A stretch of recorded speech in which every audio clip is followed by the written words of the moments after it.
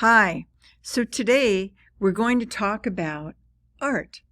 Hopefully by now you have already watched the video on civilizations from PBS. That is the first video that you should be watching in this course. And it's there for you to think about how art really was the only form of history that we had for a long, long time. And it still informs us today. In this particular lecture, we're going to be looking at art as an innate human behavior. So what does that really mean? Well, let's take a look at an image. So, do you think that this might be art? Do you think it's beautiful? The content of this photograph, or the beauty of the rock, the way it is composed, the color, the format used, the way it moves your eye around the page, all of these things are ways that we talk about art, but is this photograph art? So art making may be understood as a human behavior, whereas art is usually thought of as an artifact or a cultural commodity. So by that I mean we're talking about the idea of art as a behavior versus art as a product. And so many times for the artists, once they have created something and they're done with that particular behavior, they move on. But then the viewer comes and they look at it, and now they have a behavior. They have an experience with the work that they're looking at. And what kind of experience is it? Well, that determines the character of the behavior of the person who's actually looking at it. So they may bring to the story lots of different information. They might bring their cultural ideas. They might bring personal ideas, experiences that have happened to them. It's kind of like a song. If you think about a song that was written by a musician, say, for example, when you were in high school, and when that song was written, you were going through a very tumultuous period. And every time you hear that song, you remember that time in your life. But the artist, the musician who wrote the song, knows nothing about that. They don't know anything about your personal experience or how you connected to the song. So what happened then was that you had a new behavior because of looking at this particular artwork or listening to that particular song. Okay, so let's look at it again. So if we look at this picture, we can say to ourselves, what part is the art? Is it the behavior of the wind and the water that made the rocks look the way they do? Or is it the behavior of the artist who took the photograph? Or is it the behavior of the viewer who remembers maybe walking in some ice-cold water and walking over soft stones in their bare feet with their best friend and having a very serious conversation? These are the questions I want you to ask yourself throughout this course. What am I looking at? How do I feel about it? What is my response to it? Regardless of what the critics say, you also have a response, and your response is valid. All right, so let's go ahead and take a look at some artwork. So this is probably one of the most famous pieces of art anywhere. Everyone knows it. It's the Mona Lisa. So this is a 16th century portrait. It was painted in oil on a panel made of poplar wood by Leonardo da Vinci, and it was during the Renaissance in Florence in Italy. The work is currently owned by the government of France and is on display in the Louvre in Paris under the title Portrait of Lisa Gherardini, wife of Francesco del Giocondo. So the painting itself is half the length of the portrait and depicts a seated woman. It's almost unanimous that her facial expression is frequently described as enigmatic, like it pulls you in. Also, there's some interesting things about this image. So first of all, let's take a look at her smile. It's not a full smile, it's just a slight smile. And it's almost like you might think she's got a secret. She's hiding something. And then there's the sort of ambiguity of the subject's expression. The composition itself is got this huge background, which he made up, by the way. But from working on it for over 4 years, it has a kind of atmospheric illusion, almost like it was coming right out of a novel, like a mystery. Most critics will say that this is probably the most famous portrait of all time. But there's some other things about this portrait that I think are really interesting. So has anyone noticed anything unusual besides the kind of fantasy background? Well, let's take a look at her face. Do you notice that she doesn't have any eyebrows? I bet you didn't notice that right away. And also, look at how high her forehead is.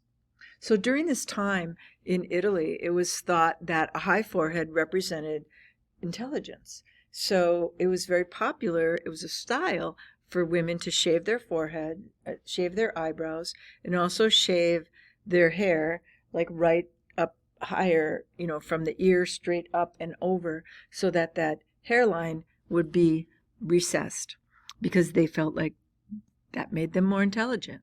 So you learn something about the Renaissance today. But how did we learn it? Because we looked it up. We researched what happened when the painting was made. What was the culture? What was happening then? Why did it matter? What is different about that time than what we have today, or how we act today, or what we think is beautiful today? So what I think here is most important for you to understand is that there's a story. There's a story here. And even though there's no words in the painting, there's things about the painting that give us a sense of our ancestors, of those that came before us. This is another really beautiful painting. This is the Salisbury Cathedral by John Constable. This is from 1831. And John Constable was a landscape painter. It's kind of a timeless image of England's most famous medieval church, and it is one of his most celebrated works. It was commissioned by one of his closest friends, John Fisher, the bishop of the Salisbury Church. Constable visited Salisbury in 1820 and made a whole series of different oil sketches of this same cathedral, which served as a model for this composition. The artist selected a viewpoint from the bishop's garden and included figures of Dr. Fisher and his wife at the bottom left. See how tiny they are compared to those beautiful Dutch elms? Those Dutch elms used to be all over the city of Milwaukee, and then we had Dutch elm disease, and then most of them were cut down. But look at how majestic and tall they were. It's incredible. So after an exhibition in 1823 at the Royal Academy, Constable said about the painting, "My cathedral looks very well. It was the most difficult subject in the landscape, and it was the most difficult I had ever put on my easel. I have not flinched at the work of the windows or the buttresses, but I have made, as usual, my landscape in the evanescence of the chiaroscuro." His patron took exception to the dark clouds over the cathedral, and when he commissioned a smaller replica, requested a more serene sky. But what was probably happening was Constable was probably painting what he saw. So it's interesting how we can see this church from different vantage points. So why is one vantage point different than another? So if we were close up to this church, you can imagine how tall and large this church must be, right? Kind of like those trees. But those trees, the artist decided to make larger and make more in the foreground. So the part that's closest to us. All of that changes the way we view the image. What our vantage point is, if we're high, if we're low, if we're at ground level, if we are far away, if we're close up, all of those things change the way that we see the image. Now here's another of the same exact church. He painted it closer up. This time we've got a pond in the foreground, and we have the cows that are drinking from the pond, and the sky is a little bit different. We have different vantage point of trees, kind of making an arch around the steeple of the church. And if you remember, when these churches were built, these Gothic churches, many people did pilgrimages, so they needed to have that steeple so that people could hear the bell, that people could see it from far away. So they didn't have, Google Maps or, Apple Maps to help them find anything.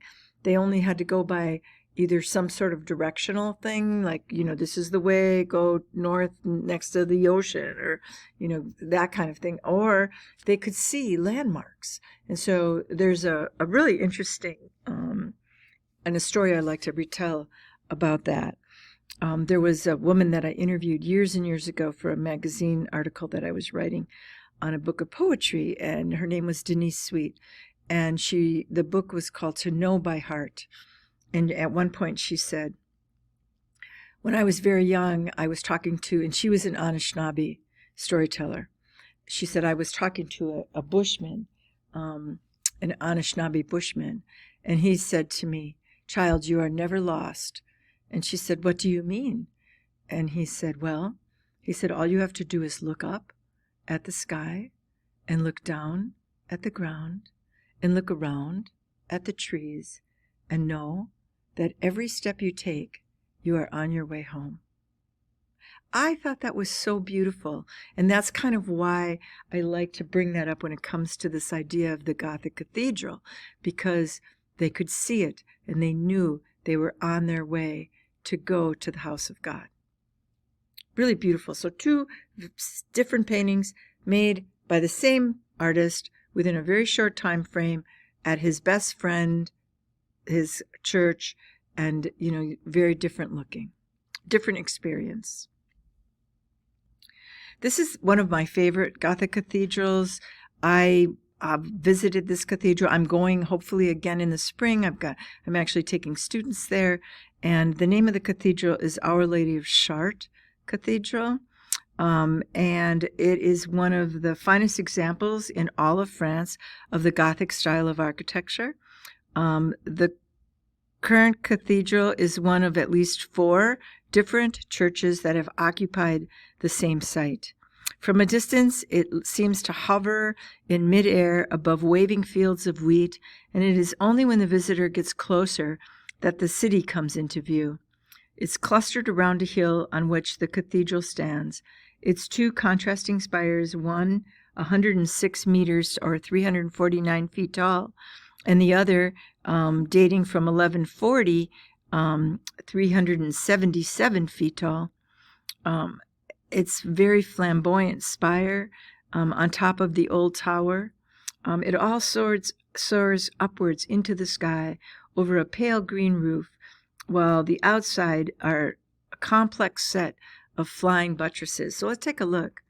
So there's a view from the sky, and there you can see the buttresses. So the thing about buttresses, and we're going to go into this more in the course, but the walls would be made of glass because the whole idea was like allowing light to come into the church. And so God wanted us, God is light, right? So there's so many Bible verses around light. So at this time, during the building of these different Romanesque and Gothic churches, the builders wanted to bring in more light, but they knew that if they just put in windows, the walls would be weak. So what they did was build external supports. So we call those buttresses. So if you can look there in the middle between where the spire is and where that other door is on the left-hand side, you'll see those they look like arms, and they're literally coming out, and they weigh tons and tons. So this church is about 50 miles southwest of Paris, and it's really, really in a beautiful kind of rural area. There we can see those buttresses. And there on the inside, we can see the nave. So this is where the people would sit. And you can see how large this is. Those are tiny little chairs there. So the cathedral was like the stadium of today. It's where people gathered. It's where news was held. When pilgrims came, they did not this always was really surprising to me because I never thought about it until I actually visited this church. But when a pilgrim would come to a church, they didn't go to the Motel 6 down the block because there was no such thing. They literally slept in the church. And when you walk around in this church, the stones of the floor are so large, and they actually have like little indents where you can see where they had fires, and they kept themselves warm at night when they would come for blessings. So it's really quite beautiful. So just as a form of architecture, the house of God. And the house of God, all of these churches are like living Bibles. So all the windows would tell stories of the Bible. All of the sculptures would tell stories of the Bible. And so really wonderful experiences to see the way that the human beings of that time tried to communicate their faith. Again, art is history. Here's another very interesting piece of architecture. Now see how we're kind of moving all around. This one is called Falling Water. It was designed by an American architect by the name of Frank Lloyd Wright in 1935 in southwestern rural Pennsylvania, about 50 miles southeast of Pittsburgh. The home was built partly over a waterfall on an area called Bear Run in the Mill Run section of the Stewart Township of Fayette County. And I mean, it's incredible. The water literally is going under the house. Now, I'm going to ask you a question. On one hand, it looks really beautiful, but do you think it's habitable? Do you think it's habitable to have running water in your house? And I'm just going to say one word: mold. Hope I got a laugh out of everyone. So a lot of people say it's one of his most beautiful jobs. It's also listed in the Smithsonian's life list of 28 places you need to visit. You need to get this house on your bucket list. It was designated as a National Historic Landmark in 1966. And in 1991, the members of the American Institute of Architects named the house the best all-time work of American architecture. But is it habitable? Is it functional? I don't know. Maybe. It also was featured on Bob Vila in the A&E Network production of Guide to Historic Homes of America. So you definitely can look it up. You can learn more about it. But wow, talk about a different kind of architecture. Let's look at sculpture. So this is the Nikkei. I know you are all going to say Nike, but that's not the way it's pronounced. It's pronounced Nikkei of Samothrace. It's from the 3rd century BC. Look at the beauty of this Greek sculpture. It is incredible. So this is a Greek goddess, Nike, and it's the goddess of victory. Since 1884, it has been prominently displayed also in the Louvre in France. It is one of the most celebrated sculptures in the world. Nike of Samothrace was discovered in 1863 and is estimated to have been created around 190 before Christ. It was created not only to honor the goddess Nike, but to honor a sea battle. It conveys a sense of action and triumph, as well as portraying artful, flowery drapery through its features, which the Greeks considered ideal beauty. Modern excavations suggest that the Victory occupied a niche in an open-air theater, and also suggest it accompanied an altar that was within the view of a ship monument of Demetrius in around 238 before Christ. It's rendered in white Parian marble. Parian was one of the Greek islands. The figure originally formed part of the Samothrace temple complex dedicated to Greek gods Megathlon and Theon. It stood on a rostral pedestal of gray marble, and it represented the prow of a ship, most likely Trehemolia, which was a Greek ship. And it represents the goddess as she descends from the skies to be the triumphant fleet. Before she lost her arms, she had not been, they have never been recovered. They've looked for them. So we don't really know exactly how her arms were, but they think because of the way the muscle action was like under her arm, that her arms were raised, and one of them may have been cupping her mouth to deliver a shout of victory. The work is notable for its convincing rendering of this pose, where violent motion and sudden stillness meet. And that's the thing. We've heard, those of you that remember when before we had camera phones and we had to have actual cameras and you had to pay for film and things like that, you couldn't just go ahead and snap a whole bunch of pictures because it would cost you a lot of money. So there were times where you'd sit and watch, and suddenly it was right at the right spot and you took the picture. And we used to call that, the nickname was a Kodak moment. And so sculpture is like that. You have to ask yourself, why that moment? Why that pose? Why those clothes? Why are her wings spread like that? What was the reason? What is the emotional and story content that this artist is trying to portray in a sculpture? Because this sculpture is permanently silent. It's permanently still. It is not moving. It's never going to move.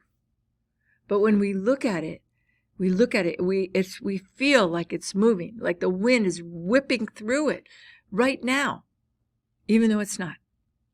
So, really an amazing, amazing work. Okay. This is a painting by Sandro Botticelli. It is a depiction of the goddess of Venus. Now, one of the things that happens, this is from the Renaissance, the early Renaissance, and the name of this painting is The Birth of Venus.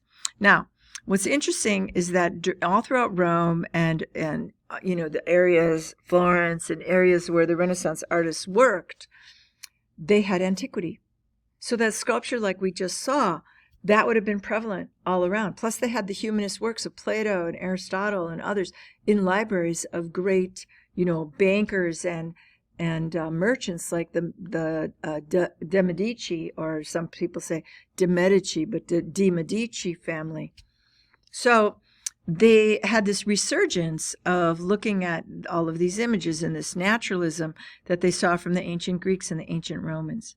So the iconography of the birth of Venus is very similar to a description of the event, or rather a description of the sculpture, in a poem by Angelo Poliziano.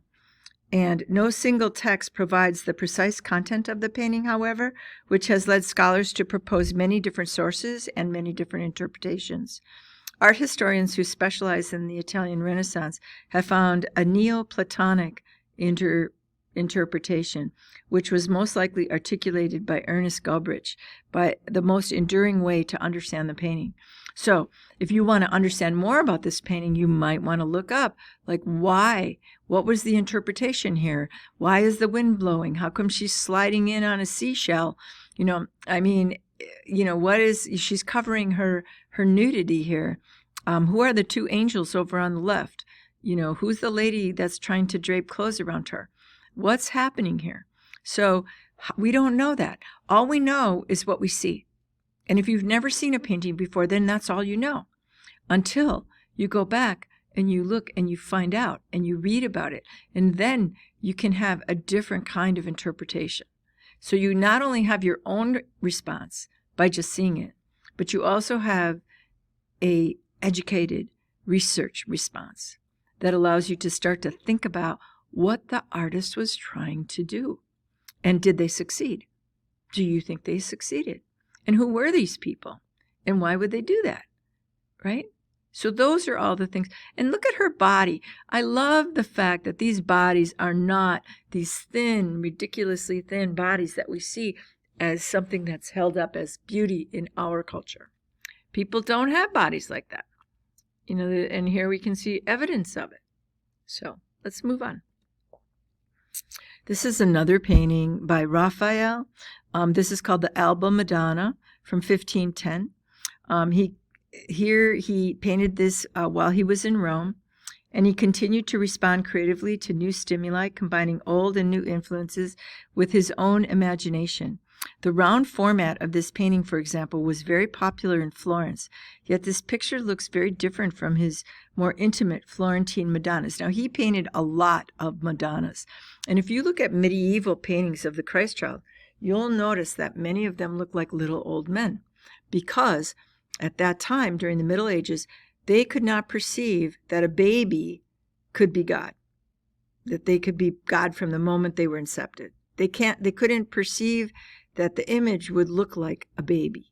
So all the images in the Middle Ages, if you look at the images of the Christ child, they're very old looking. And here during the Renaissance, we start to move away. And that was because they believed that babies were born a blank slate, like they had no personality, they were a piece of clay, and they were just going to mold them. And the term for that was tabula rasa, nothing on the tablet, right? Nothing there. And so how could God have nothing there? So he could never look like a baby. He had to look like a man already. And so it's really, really interesting, this perception. So I encourage you, go look up some medieval paintings of the Christ child, and you'll see what I'm talking about. But in this case, we have this idea of humanism, this idea of reason, and that a child is born with reason, and that a child is born with a spirit, and a child has a personality, and all these things. And so that is this part of the Renaissance that starts to happen, this idea of going back to the humanism of the Greeks. And there we see the natural-looking Christ child with his John the Baptist. She no longer wears a contemporary dress, but the robes of ancient Rome. And the landscape has become idealized. Additional of the third image is the infant John the Baptist, creates a broad and stable group that is fully integrated into the setting. It dominates the space effortlessly. No longer part of an icon-like devotional schema, these full-length figures appear to be natural, like they're there with us on earth. They're not like all surrounded by gold and like they look like they're in heaven. They look like real people. The focus of their gestures and glances is centered on a slender reed cross that actually defines the work's meaning. The church doctrine holds that from the moment of birth, Christ had an understanding of his fate, that he knew that he was going to be crucified. And here he accepts it as an infant, the cross of his future sacrifice, his love for us, an action understood as well by his mother and his cousin. So now, when you look at the painting, does it feel different to you? When you look at the real meaning here, that this is what's going to happen, but I'm going to do it because I care about everyone, and I want everyone to know the love of God. All right. The other thing that's interesting about this painting is compositional. Like we can talk about, even though it's in a circular format, we can see that actually, if we look at the outside outline of the characters, that they're kind of in a triangle. We see this sort of triangle portraiture over and over and over again, especially with the Madonna and the Child. We see this sort of seated. We see it the Pietà, the sculptures. We see it in painting, all over the place. Speaking of triangles, these are the Great Pyramids of Giza, and the pyramid of, also called the Pyramid of Khufu and the Pyramid of Cheops. It is the oldest and largest of the three pyramids in the Giza necropolis, bordering what is now El Giza in Egypt. It is the oldest of the seven wonders of the ancient world and the only one remaining largely intact. It is believed the pyramid was built as a tomb for the 4th dynasty Egyptian pharaoh Khufu and constructed over a 20-year period concluding around 2560 before Christ, initially at 146.5 meters or 480.6 feet. The Great Pyramid was the tallest man-made structure in the world for over 3,800 years, the longest period of time ever held for such a record. Originally, the Great Pyramid was covered by casing stones that formed a smooth outer surface. What is seen today is the underlying core structure. Some of the casing stones that once covered the structure can still be seen around the base. There have been scientific and alternative theories about how the Great Pyramid construction techniques, to be built were. Most accepted construction hypotheses are based on the idea that it was built by moving huge stones from a quarry and dragging and lifting them into place. There are three well-known chambers inside of this Great Pyramid. The lowest chamber is cut into the bedrock underneath the pyramid and was unfinished, which was built when the pyramid was not finished. And then there's the Queen's Chamber and King's Chamber, which are higher up in the actual structure of the pyramid. The Great Pyramid of Giza is the only pyramid in Egypt known to contain both ascending and descending passages. The main part of the Giza complex is a setting of buildings that includes 2 mortuary temples in honor of Khufu, one close to the pyramid and one near the Nile. 3 smaller pyramids for Khufu's wives, and an even smaller satellite pyramid is the raised causeway connecting the 2 temples and the other tombs surrounding the pyramid of nobles. You can see them in front. So, one of my very, very best friends, we actually knew each other from high school, actually went there just this last year, and she went into those passages, and she said they're so narrow that there's only places like where your body can just barely fit. And I was like, not for me.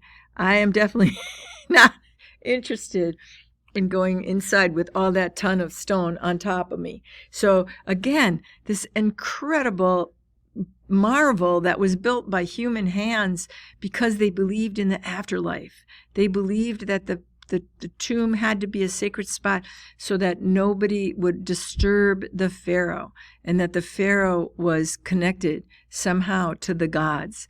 And so this idea that they had to protect that, to build this kind of a monument, is really quite incredible.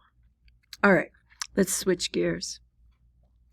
This is a great painting. This is called Early Sunday Morning by Edward Hopper.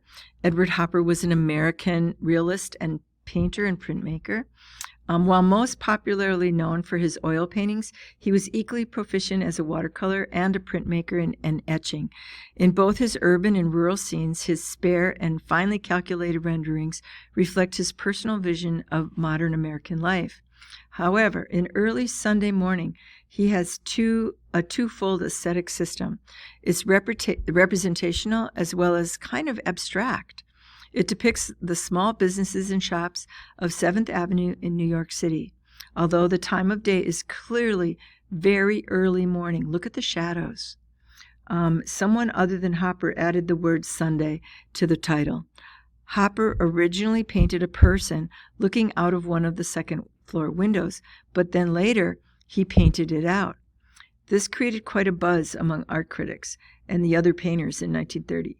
Some critics argue that Hopper probably felt that the architecture alone could convey the feeling of the work. Now, when I look at this work, we think about this idea of a figure and a ground. So what is a figure and a ground? Well, it's an art term that we use to talk about the person or thing that's the most important in artwork, and what is the background, right? So think of it like this. If you're walking into a classroom and there's nobody in the classroom, what are you going to do? You're going to go ahead, you're going to start, going about your business. Maybe you're going to get on your phone, or you're going to eat a sandwich or drink some of your water or do something because you're alone and you kind of feel pretty safe and comfortable. All right. But then let's say you walk into the classroom and somebody else is in the room already. Now, what's the first thing you're going to do? Well, you're going to check them out. Are they supposed to be there? Do I know them? Are they safe? All of these things go through your mind in a split second. You don't want to stare at them. If they look up and say hello, now you've created an interaction. But they would be the figure in the ground. If you walked in and there was no one there, you would be the figure in the ground and you wouldn't really think about it. But if somebody else is there, our survival instincts kick in. So any animate object automatically makes us check them out, right? So Hopper uses that with these 2 inanimate objects. We've got a barber pole and we have a fire hydrant. What do you think they're doing when everybody else is sleeping on an early Sunday morning? You think they're having a conversation? I don't know. But somehow he was able to just basically take all the humans out of the image and somehow give precedence to these 2 inanimate characters. And so that's a really good way to think about how an artist can pull you to look at one part of the image and sort of push back on the other parts. Figure-ground relationship. This is the painting that actually gave rise to the name of the Impressionist movement. And the name of the painting is Impression Sunrise by Claude Monet in 1873. So it's the Le Havre in France. It's a harbor. and it's very, very loose brushstrokes, almost like, abstract. So the landscape is nothing but an impression and an instantaneous one, hence this label that was given us. By the way, because of me, I had sent a thing down in Le Havre from my window, sun in the mist, and a few masts of boats sticking up in the foreground. They asked me for a title for the catalog. It couldn't really be taken for a view of Le Havre, I said. So, well, how about I say it's impression of the view of Le Havre, or we'll just say impression sunrise. So that's how Monet described it. It was displayed in 1874 during the first independent art show of the Impressionists, who were not yet known by that name. But this critic named Louis Leroy, inspired by the painting's name, titled his very hostile review of the show in a French magazine, The Exhibition of the Impressionists, thus inadvertently naming the new art movement, and it's stuck because we still call them that today. He wrote, "Impression. I was certain of it. I was just telling myself that since I was impressed, there had to be some impression in it. And what freedom, what ease of workmanship. Wallpaper in its embryonic state is more finished than what I could see in these paintings." So he really thought they were terrible because in his mind, they weren't finished. But what was going on here? Well, you have to remember that during this time, we had the advent of photography. So as photography came out and could make absolutely perfect images of whatever was in front of you, the painters were saying, well, what are we going to do? What's going to come next? How can we make this all, be more? Like what is, and so they started to think about light, just like the Gothic cathedral. Light and how every image is changed because of how the light changes, and that when the light is darker, there's a storm, there's clouds, the colors change.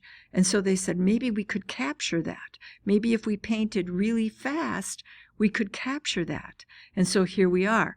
We're having this outdoor painting of a real situation as the sun was coming up, and it had to be quick. And so there we have these quick brushstrokes, the colors going down, and look at the beauty of that color. Really incredible. All right, let's go back to architecture.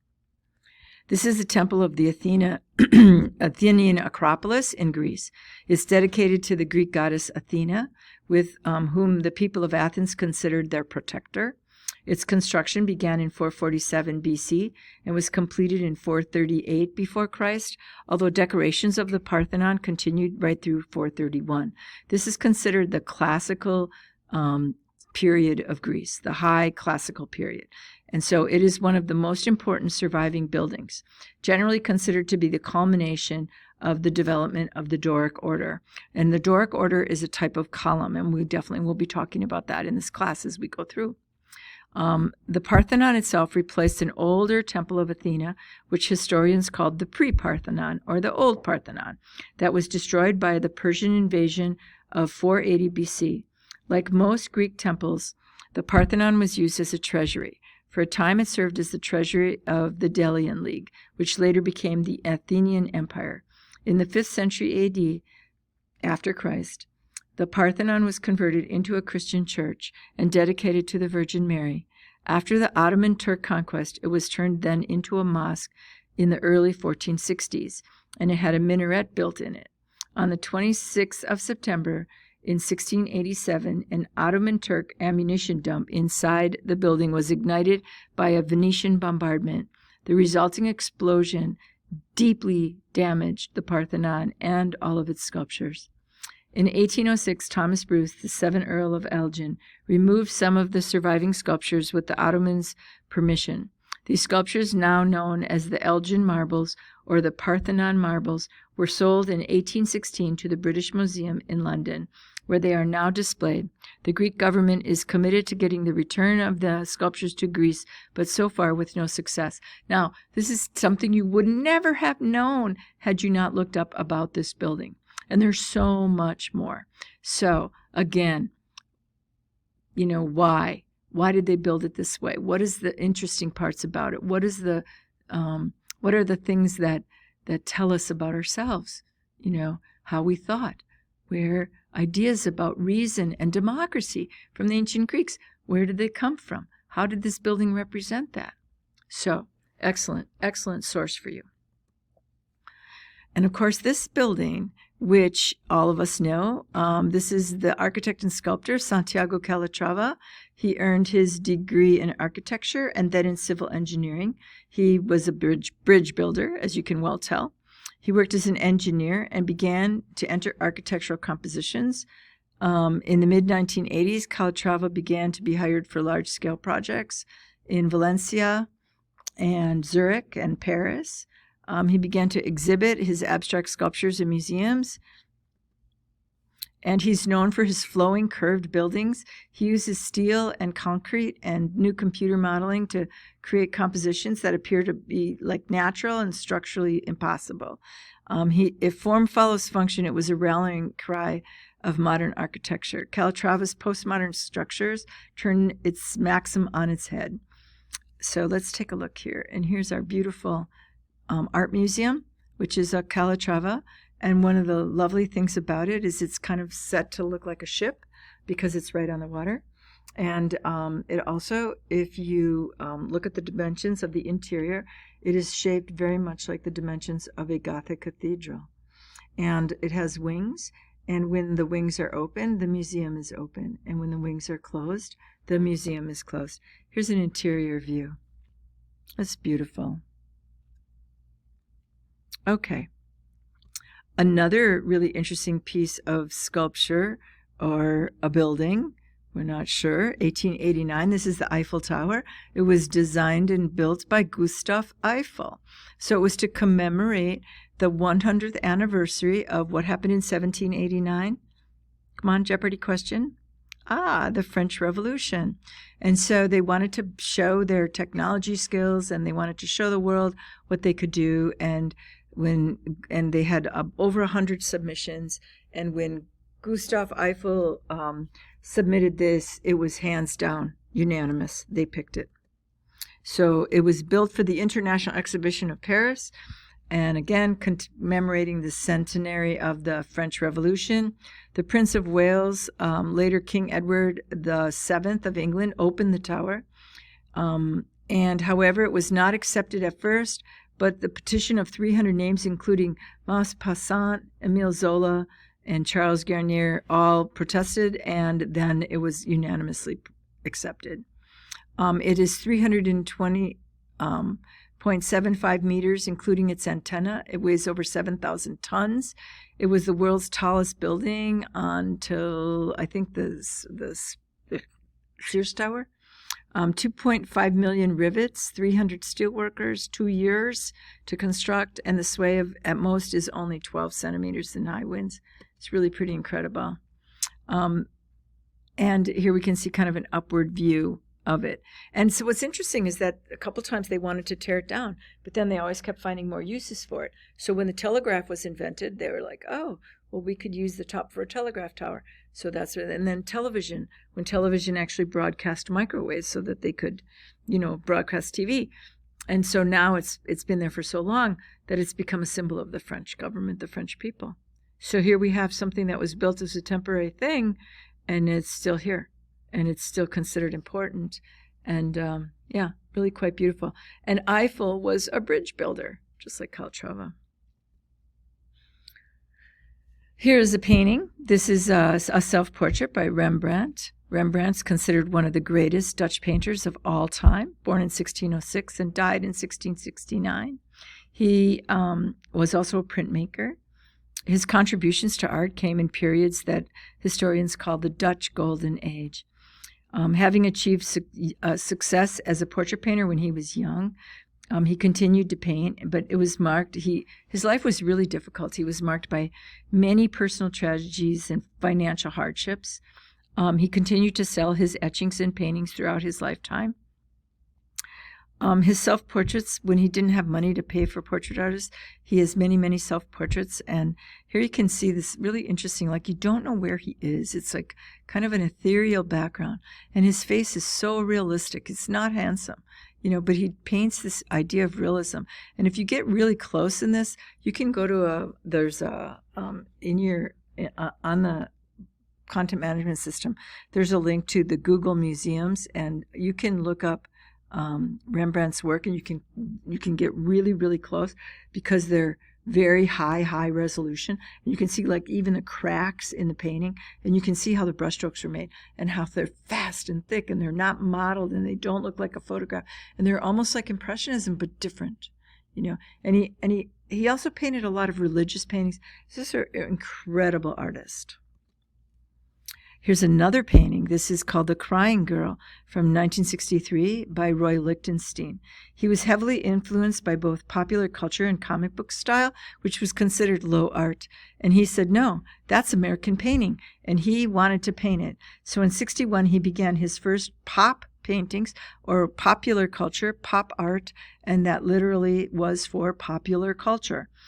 His first work to feature a large-scale use of hard-edged figures and what are called Ben-Day dots or halftone dots was Look Mickey, and then he painted this one, The Crying Girl, with this idea of how women are often portrayed in comics as needing to be rescued, the damsel in distress.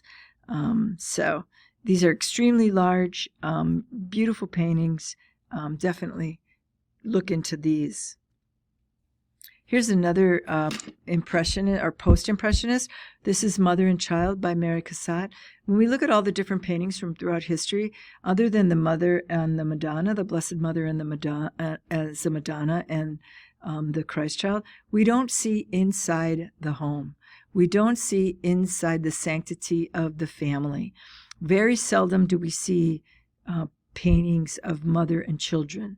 And this is Mary Cassatt, who never had children of her own.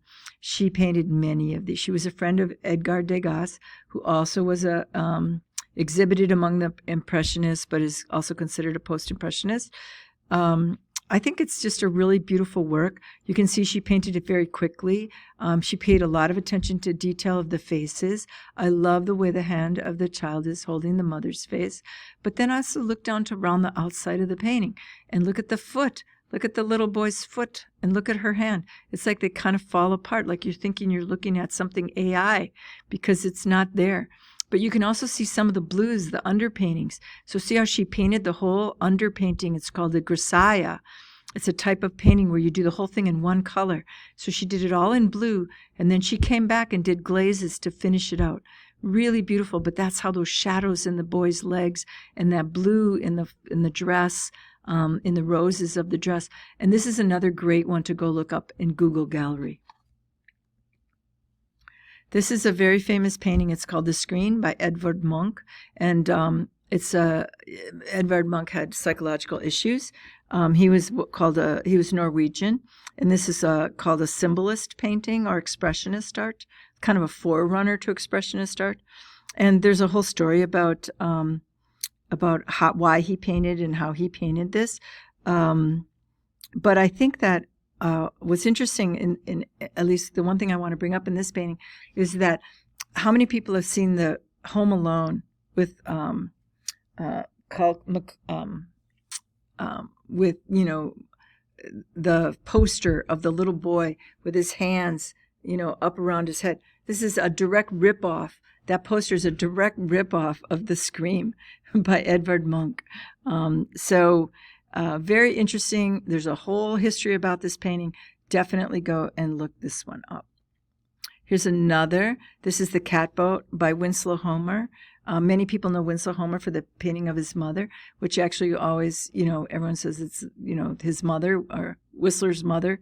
But anyways, this painting is a watercolor. Really beautiful strokes, just gorgeous, probably painted from a photograph. Here's another piece by Van Gogh, Dutch Impressionist, a post-impressionist painter. This is called Starry Night, extremely visible in our culture. We've seen it over and over. You see it on everywhere. I mean, it's kind of like used like almost like wallpaper. But he was a very prolific artist. He produced over 2,000 works during his lifetime, 900 paintings, and 1,100 drawings and sketches. Just a very interesting person, and definitely someone we're going to talk about again. This is Andy Warhol, again, another popular culture piece, or pop art, 1967. He was a printmaker and a filmmaker. He also started out in advertising. He worked for Vogue magazine as a commercial illustrator. And this was actually a silkscreen of Marilyn Monroe. And again, really interesting. Why did he use Marilyn Monroe? Well, we had television, and we saw Marilyn's old movies over and over and over again. And eventually, Marilyn was gone. Marilyn had died in 1962. And here we are seeing her painted in 1967 as the kind of an esteemed beauty. And what do we see later as this kind of the way he portrayed her beauty? We see it picked up over and over and over again. We can look at Madonna. We can look at Gwen Stefani. We can look at Lady Gaga. They're all copying Marilyn Monroe. And why? Because Warhol put her like an effort, he put this homage to Marilyn Monroe.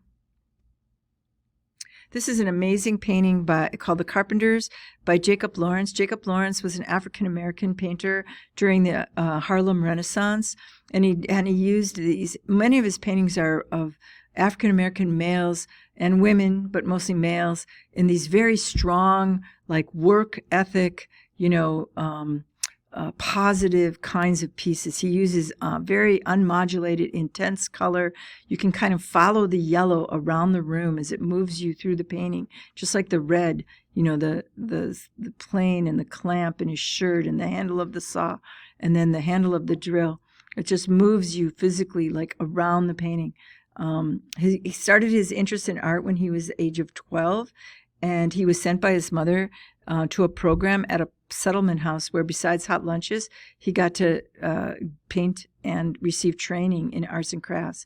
And a teacher there by the name of Charles Alston kept the young Jacob busy working on poster painting and wrapping paper and making papier-mâché masks and all kinds of other things.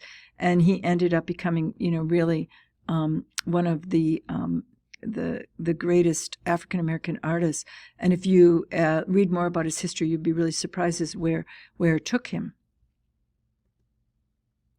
This is Jackson Pollock. There's a great movie that was done about him. I think it might be on Prime or Netflix. You definitely should watch it if you have not seen it. The origins and initial development of the technique have never been fully explained, but he said, like, if he touched the brush to the canvas, that it just took too much away from what he was trying to do. And so the work was called Expressionism. So it was like, instead of just having like a subject matter, it was about the feeling. So how could he portray the feeling he was having? And he felt the best way that he could portray the energy of the feeling was to do these crazy drips and splashes and all of this abstractness on the painting, and layer upon layer upon layer upon layer. And they're really quite beautiful because of the way that he mixed the colors. And so his solution was to pour from a can of domestic paint along a stick resting inside the container so that it had a constant beam of pigment that came into contact with the canvas, and then he was not touching the canvas. The character of the line was determined by a certain physical and material variables that he would do while the paint was coming out, and it was also like controlled by how thin or thick the paint was. So it was this whole series of things, and he would do like a dance, like body gestures and sweep and move and have rhythm in his arms and his wrists and his shoulders, and it all changed the way that the painting looked. And this is a wonderful little painting by Alma, who is 3 years old, and I'm sure she feels the same way about her behavior in this painting, just like Jackson Pollock did with his behavior. This is by Cézanne, Paul Cézanne, one of the French artists and post-impressionists. This was a transition into what we call modernism, as we're moving further away from what's realistic.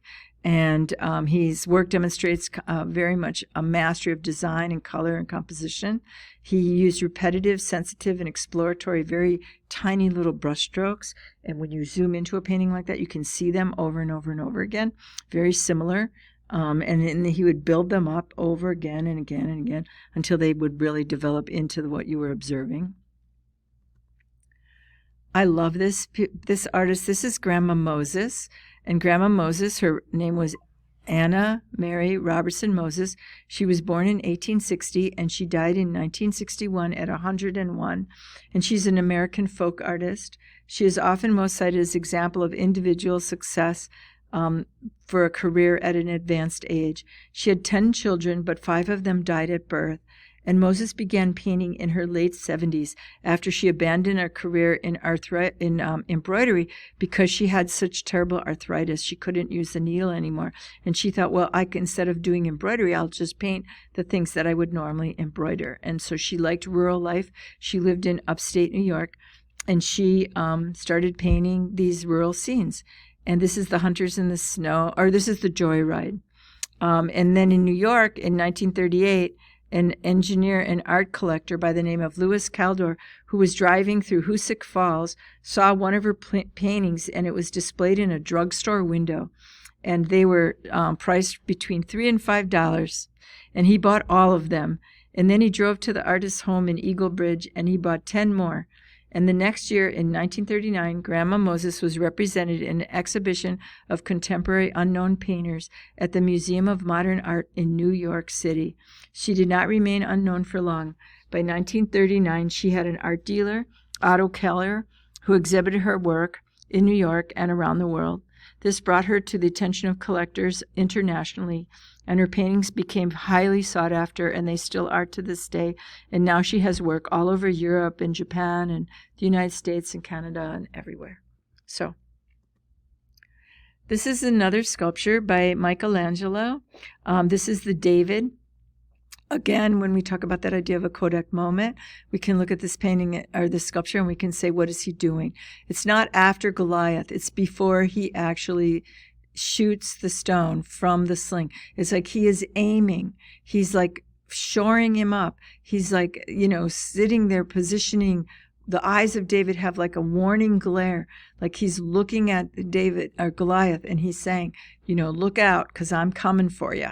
And what's interesting is this sculpture was in a public square originally in Florence, and the position of the sculpture had his eyes turned towards Rome. So it was like a glare towards Rome, like you better not mess with us. And eventually it was later moved, and there's actually a replica in its place. But you can see it's over 11 feet tall. Really amazing. And here we have the Manicura and Pharaoh Manicura and his wife. So this is an interesting piece, because if we look at the way she's holding him, there's so much that we don't know about the queens of ancient Egypt and what their actual authority was. And so even though the Pharaoh had this authority over his subjects, there's so much that tells us that there was also the queen who did have more authority than we may know or recognize. So is this art. I love this piece, Lord of the Rings. Who made it? Many people. But yet these same kinds of attributes and behaviors are going on today. Here's Washington crossing the Delaware. Is this a real painting of what, did this really happen? No, this is romantic. This is a romantic notion of what it could be like. It's kind of like, thinking back about how lovely everything was when you first met your partner or whatever, and you kind of put like rose-colored glasses on and you think it was great. It was freezing. Their hands they were frostbitten. They didn't have shoes. They don't have gloves. You think he was standing there like, oh, let me take the wind? No, he was huddled down in that boat just like everybody else, but that's not the way they want to portray it. So they want to portray him as a hero, as a victor. And because he crossed the Delaware, it helped save us. That's partly why we won the revolution, is because he had the courage to cross the Delaware. And they were shocked that he would even try it because it was so frozen and terrible and life-threatening. So, really interesting painting. Definitely look up the history of crossing the Delaware to understand why this painting was so important. Here's another sculpture. This is George Siegel from 1983. He would do life-size sculptures involving plaster and medical bandages to create his sculptures. This is called The Rush Hour, and there they are waiting for the train, kind of sitting there. Probably use a photograph as a inspiration. This is another piece, African-American artist Faith Ringgold. This is subway graffiti in 1987. Really gorgeous. This is she's hearkening back to the Harlem Renaissance. Her mother was a dressmaker and a fashion designer in Harlem, and her great-great-great-grandmother was a Southern slave who made quilts for plantation owners. So when she decided to do this subway tile piece, she used all of those elements. Really quite beautiful. And that is the end of the show on an introduction to art. So I wanted you to see how vast, how important all of this is, and there's so much more out there. And so I hope that you took the time to watch the whole piece, and I know this class is going to be great for you, and you're going to have a full appreciation by the time it's done. Until next time.